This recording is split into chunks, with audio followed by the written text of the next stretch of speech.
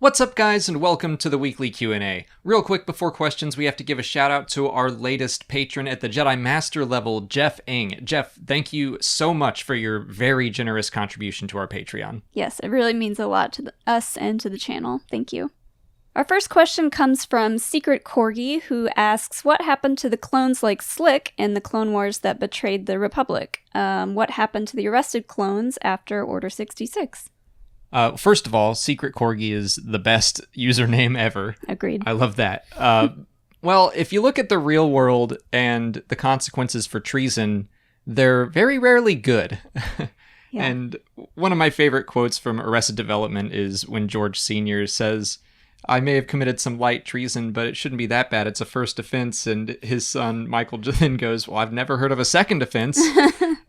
So I have to imagine that a clone like Slick was probably executed off screen. I don't think he was kept around. I mean, especially when people view the clones as like less than human, which, I mean, that's a whole other moral question because I think they should be considered human. But could they have like enslaved him or something? I guess they could have, but I see it more likely as them just being like, he's literally replaceable, and they just execute him and be done with it. Yeah. I guess it depends on who finds them first. Yeah. I mean, he was arrested. I'm sure he was put on trial, and then I just figure he's gone. Clones like Dogma, who executed Pong Krell, I think that's a bit of a different story because, I mean, Pong Krell was committing treason, and Dogma was arrested and all, but I doubt he was then executed. He probably also went through a trial, and he may have been put back into service, or he was put in jail for a while. I think maybe what you're asking, Secret Corgi, is like, okay, if they had committed treason and then were arrested, or arrested for any reason after Order 66, were they then let out? Because, I mean, all of Palpatine's actions were basically treasonous. Like, would he then show favor to the clones? I don't think so. I don't think he cared about the clones at all. I think he saw them as tools. And so once they were done with, I mean, he stopped cloning and he stopped caring about them. So I don't see him taking a special care for those that committed treason early. Yeah. Troy Williams wants to know if we think that the Anakin shown in the Clone Wars matches the Anakin we see and know from Attack of the Clones and Revenge of the Sith, or do the two versions of the character feel different? I think that they do feel a little different. I see kind of what you're getting at, but I think what we have to remember is that in Attack of the Clones and Revenge of the Sith, we are seeing Anakin's life at very key turning points. Mm-hmm. It's like him at his most extreme and at his most dire, where he thinks that his mother's going to die, and then she does, and he thinks that Padme's going to die, and she does. And I think we just have to take that into consideration, that his personality is going to shift a little bit because he is under a lot of stress in those moments in his life, whereas in the Clone Wars, he's still under stress, and we still get those moments of him dipping into the dark side. But I guess I pretty easily see them as the same character. Yeah, I mean, you're gonna get a little bit more lighthearted Anakin in a TV show made for kids, so... Also a good point, yeah. Yeah. I mean, Clone Wars was aimed at a younger audience and all that, so yes, I do think that you can easily justify them as the same. And I also think that the Clone Wars was made in part to make Anakin more relatable, because yes, he is very extreme in Attack of the Clones and Revenge of the Sith. Yeah, I mean, there's still a lot of very adult themes throughout the Clone Wars, but all in all, it was shown on, Cartoon Network. Cartoon Network, yeah. So he's going to seem a little bit more, lighthearted than he did in the movies. Yeah. Ken James, another new patron, thank you, Ken, asks what we think happened to some of the minor Clone Wars characters like Boyle, Jesse, Dogma, the Jedi Younglings, Colonel Gascon, and Wack. Will we ever see more information about them? Maybe here and there. I mean, Dogma we actually kind of accidentally already addressed. But I think that a lot of the clones, Boyle, Jesse, Dogma, and any of the other numerous clones that popped up and then kind of disappeared, I think that they just continued to serve. Maybe some of them died, and then maybe some of them slipped into obscurity after the Clone Wars. Henry Gilroy, in my talk with him at DragonCon, seemed to suggest that maybe Rex and Wolf and Gregor weren't the only ones that addressed the chip in the head. It may just be that they were the only three that really bought into that idea and took their chips out. So it sounds like there were quite a few clones that were still just out in the galaxy that they then went and visited. But I don't know if we're going to get any call outs on any of the specific ones. Mm-hmm. Who else? Whack and Colonel Gascon. I don't know that we're ever going to see them again, just because, I don't know, the D-Squad arc is kind of one of the more maligned arcs in the Clone Wars. It's probably my least favorite arc, if I'm being honest, even though it has its moments. Yeah. I mean, it brought Gregor into the fold and stuff. Yeah. But I don't know. I don't see them going out of their way to tell us what happened to Colonel Gascon, but it might happen in like a throwaway line in a reference book or something. It wouldn't surprise me, I guess. I don't see them telling their stories anywhere, except for maybe if they needed content for some young reader, young adult, small books or something like that. That would make sense, yeah. I like to think that they all got their chips out of their heads and they're all just living somewhere in the galaxy, farming, doing their thing. Fingers crossed. Give the clones a happy ending. Yeah. Ben Dabib wants to know if Palpatine knows that Thrawn is alive, and if he does, what's stopping him from finding his presence through the Force? I think it's unclear. I guess we don't know how Force sonar works. This would have been a good question for Timothy Zahn when we were talking to him. Yeah, that would have been good. You should have asked it 2 weeks earlier. I guess I kind of feel like he probably knows, but he's got other things to worry about, bigger fish to fry. And I also kind of think that after what happened in Season 4 of Star Wars Rebels, Palpatine would view that as a failure and maybe necessarily wouldn't want to go after Thrawn wherever he is. He might just be like, well, you're on your own now. And hello, cat.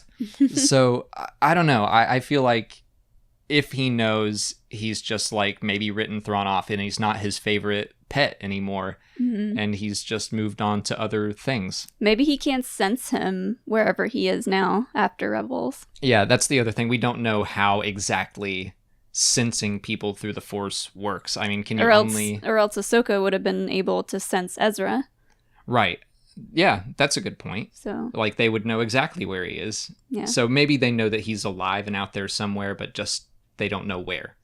But yeah, we don't know if there's like a range on sensing people through the Force, or if you can better sense people who are Force sensitive, and Thrawn is not Force sensitive, so how can he sense him? I don't know. There's a couple things that are up in the air right now, I would say. Is it like locking your car? How far away can you click the button before it stops working? Yeah, so Palpatine probably has Star Destroyers just kind of exploring the galaxy, hitting the panic button, waiting for the Chimera to make noise. Mm-hmm. They're like, I found it! I found it! And he's lost his car in the parking lot, and now he's just jumping around, hitting the button. Yeah. You know what? While we're talking about this, someone else asked about the 7th Fleet and whether or not all of those people are alive, whether or not the rest of the crew of the Chimera are alive. And I kind of think that they probably are. I don't think that Ezra and Thrawn were the only survivors. And I hadn't thought about what happened to the other Star Destroyers, but I kind of feel like the Purrgil probably took them all somewhere. So now it's Thrawn and Ezra and like a whole fleet of Imperials stuck somewhere. And that's an interesting scenario to be set up in. Yeah. I mean, how many destroyers were with them? I don't know how many are in a fleet. I should probably know that. I should probably look that up. Yeah, you should know that. Okay, well, I'll look it up. And I'll put the number on the screen for you. Ben Powell and Rick Villanueva both had questions about the story group. How much of a role do they play when it comes to developing movies versus books or comics? I think that movies are where the storytellers have the most freedom. And I should preface this by saying the story group is still kind of a mystery to everyone. They're not in charge of like everything that happens. They're not in charge of saying what stories do and don't get told. It sounds like for the most part what they do is make sure that one story doesn't tread on another one, especially if they're exploring kind of the same themes. Yeah, and it sounds like each member of the story group kind of is in charge of different things, so they all don't know the same things. What do you mean? For instance, on Twitter, sometimes Matt Martin will say, like, I don't know, I'm not part of this or this. Right. Like, I know Matt Martin is pretty heavily involved in the comics, and I think that they each kind of handle different comic series. Mm-hmm. So I definitely know that they have more insight into, like, the production of one story versus another one.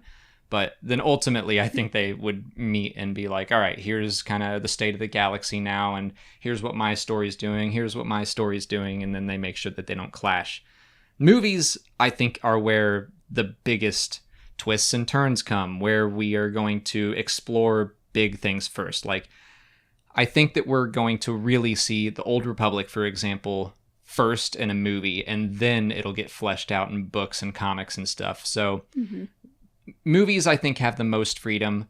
Books and comics, I would expect, have to relate back to the movies more. We have to make sure that that stuff matches whatever's being said in the films. So that's where I think there is a little less freedom. But even then, like, one of those questions referenced my interview with Timothy Zahn, and he said that they told him they couldn't use the 501st Legion because Vader would want to separate himself, and they told him that, okay, well, if we're going to be out in the unknown regions area, why not put the story in Batuu? It's stuff like that. They're not changing his actual story. They're making suggestions to make things more connective. So I don't really think they're limiting freedom all that much in the storytellers. Right. They're just kind of trying as best they can as to keep the timeline correct. And so whenever something gets added, they got to figure out, okay, does this make sense? Does it contradict anything? So. And then when something like Rogue One happens and Gareth Edwards says, I want a militant kind of rebellion leader, and they're like, well, we have this guy Saw Gerrera, you can use him if you want to. And then he says yes or no. So it's more stuff like that. I think suggestions to say this will tie in with this other thing if you want to do that. I don't think that there are all that many like mandates that like you have to do this or else. Yeah. I think they're more suggestions. Yeah. But again, that's kind of speculation. That's the way that I understand it as best I know. The story group's always going to be a little bit of a mystery because because we're not in those meetings. Yeah, we're not in those meetings. Yeah. That's kind of the point of having a story group, is they're in charge of knowing everything that we don't know and figuring it out. Yeah. That's it for patron questions. If you're a patron and you didn't see your question answered here, just head over to Patreon where we left you a written response. If you're not a patron, you can learn more by following the link in the description. Just $1 a month gets you access to extra Star Wars explained content like audio commentaries for the films, or access to our Between Two Suns podcast, which right now is for patrons only, and the combined donations really go a long way in supporting the channel. On to YouTube questions, we've got Nintendonator 3000, who asks what the Separatist plan was for the Blue Shadow virus. What would Palpatine gain from a galaxy-wide plague? I think that Palpatine wants chaos. I think that's what the Clone Wars were all about, to throw the galaxy into chaos, because to quote Littlefinger from Game of Thrones, chaos is a ladder. I mean, Palpatine and Littlefinger, I see a lot of similarities between those two characters. Palpatine was more successful because no one slit his throat. But I do see that as kind of the same thing, where Palpatine just wants war, and he's going to use that war to climb farther up the political ladder. Yeah. And well, at that point he was already the chancellor, but it's more about I'm going to use this war to gain more and more control. And we see that throughout the Clone Wars series. He gains control of the banks, stuff like that. So I think that having the plague would have just created more chaos, and maybe it would have given him more control over another aspect of the government. He could have also had a plan to have a cure for the virus and gain people's trust that way. So like, look at me, I'm so gracious, I found a cure, here it is. Like, it would be this whole like mind game with basically everyone. Yeah, I think that's totally possible too. And that he doesn't necessarily want a plague to go out, but yeah, it would just build trust because he has the cure secretly, or maybe the Blue Shadow virus had a cure. It's just one of those things that maybe he had a full plan for it. We didn't get to see it because it was foiled so soon. Yeah. Supreme Leader Smeagol wants to know if Lando's love interest, Kasha, from the book Last Shot, would appear in Episode 9. Usually, when people ask me these questions, I'm like, oh, I think it could be confusing for the casual audience. But this, I don't think so at all. I think she could easily slip in there. Yeah, I mean, if we're talking about a lover or love interest of Lando, there's multiple, so who knows who could show up. Well, I think that in Last Shot, it was hinting that he was ready to settle down with her. Now, if they follow up on it, that remains to be seen, but yeah, I think that she could very easily just be like a Twi'lek on Lando's shoulder. He could even introduce her to some people as his wife, and I think people would be like, oh, sure, I get it. It's been 30 years. He's married now. You don't really need to go into all the history that they've had together. It's just that Lando's married, that's his wife, it's a Twi'lek. Let's move on. Yeah. I think it could work. Sure. Why not? TWSTF8 asks why the chest plates worn by the Imperial Army or Dengar are so similar to K2SO's chest plate. Are they being salvaged from the KX droids? I doubt it. I think it's just the Empire using a design that works. Yeah. I mean, it's because they were like, oh, General Veers had this chest plate and we could reuse that design for the KX droids and keep things kind of similar in design within the Empire. I think that's all there is to it. I think that the Empire just made a chest plate and we were like, okay, we can use these for droids, we can use these for armor, and I think there's nothing more to it than that. Yeah, there's not too much more you can do to make a chest plate work better. No, Dengar's, maybe it was salvaged, but I would expect it was more from an Imperial officer than a KX droid. But who knows? I mean, a bounty hunter is a different story. But within the Empire, I don't think they were salvaging droid parts to make armor. I think they were just making armor. Yeah. Beecher? Becker? Beaker? Beecher. Banana Beaker? No. I might put that in there. Banana Beecher wants to know if Apo is the commander of the 501st Legion and why Rex didn't get that role. This is kind of interesting to explore because Apo, the last time we saw him, he was a sergeant. This was in the Umbara arc in the Clone Wars. So he's a sergeant. The next time we see him is in Revenge of the Sith. And yeah, he's a clone commander and in command of the 501st. I think that we could explain that by saying that the 501st needed a commander and Rex wasn't there. I mean, really, Anakin is in charge of the 501st. Rex was his XO, but we know now that in the Siege of Mandalore, that's where Rex is during Revenge of the Sith. He's not on Coruscant. So it's some point between Umbara and Order 66, Apo got promoted to clone commander. Yeah. And I would explain that as just because Rex wasn't around. Yeah, I don't see any other possibility, really. I mean, that's the simple answer. Yeah. Mitwick Gaming asks what sort of connective tissue the book Master and Apprentice could have with the rest of the canon timeline. It's hard to say, because that's going to be the earliest story that we have in the timeline so far, I think. I am hoping that it's mostly, I don't know, Force-based. Mm-hmm. That's what I was going to say. We're going to learn more about the Force. Yeah. If you read the short story, Master and Apprentice, by the same author about the same characters and from a certain point of view, it explains a lot about the cosmic and the living Force and what it's like to be a Force ghost and all kinds of stuff like that. That's basically the entire story. Right. And it's mostly from the point of view of Qui-Gon going to meet with Obi-Wan while they're at the Sandcrawler in A New Hope, basically. And it's a really great story. It makes me very excited to see the actual book because Claudia Gray, she just writes the hell out of Star Wars. Yeah, she knocks him out of the park.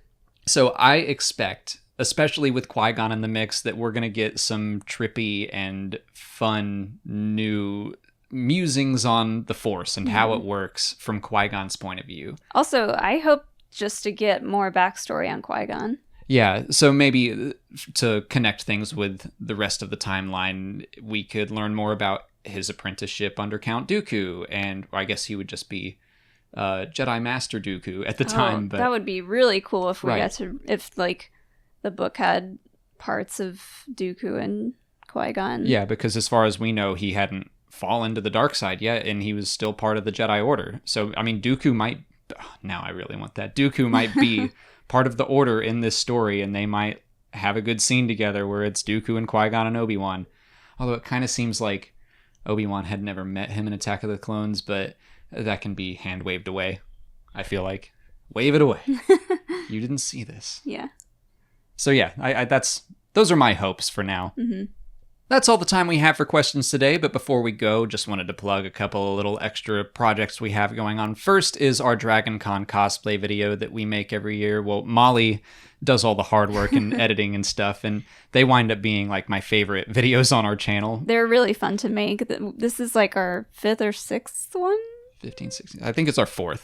Oh, I think it's our 4th one. But they get better and better every year. Yeah. And I mean, it's our favorite time and place of the year. So I wind up watching them over and over and over, just missing Dragon Con. But... Yeah. If you were in a Star Wars costume at Dragon Con, go check it out. You might be in the video. Yeah. We were trying to get as many of you as we could. And still, like, I see other cosplay videos and I'm like, oh, that's a great cosplay. And I wish that we had seen it. Yeah. But yeah, check that out. Also, we are working with a local theater called Dad's Garage. Last year, they did a Star Wars-themed show called Wicket. It was like a musical, like the musical Wicked. Wicked. But it was about Ewoks, and we loved working with them. Well, they're doing another Star Wars show called Lawrenceburg, which is the Dukes of Hazzard meets Star Wars. I got to see the show last week, but it opened yesterday. When you're watching this, Friday. We're filming this on Thursday, so we're seeing it tomorrow, but we've already seen it by now. Whatever. I had already seen the show, and it was really funny. So we're in the world between worlds right now. Yeah. So if you're in the Atlanta area, I highly recommend you check it out, and we made a little trailer for them for the shows. Hey there, folks. Y'all remember Lawrenceburg? Of course you don't. It was a play that put the story of Star Wars in the deep South. Oh, sound like a dumb idea? It was, but we did it anyway. And guess what? We bringing it back. That's right, 2018. Lawrenceburg is coming back to Dad's Garage. Look at that poster. It's real pretty. It's Star Wars, but it's totally different. Han Solo's a black lady? Sure. Obi-Wan's a black man? Yeah, that's right. Darth Vader's a lady? Why not? Don't miss it. Oh.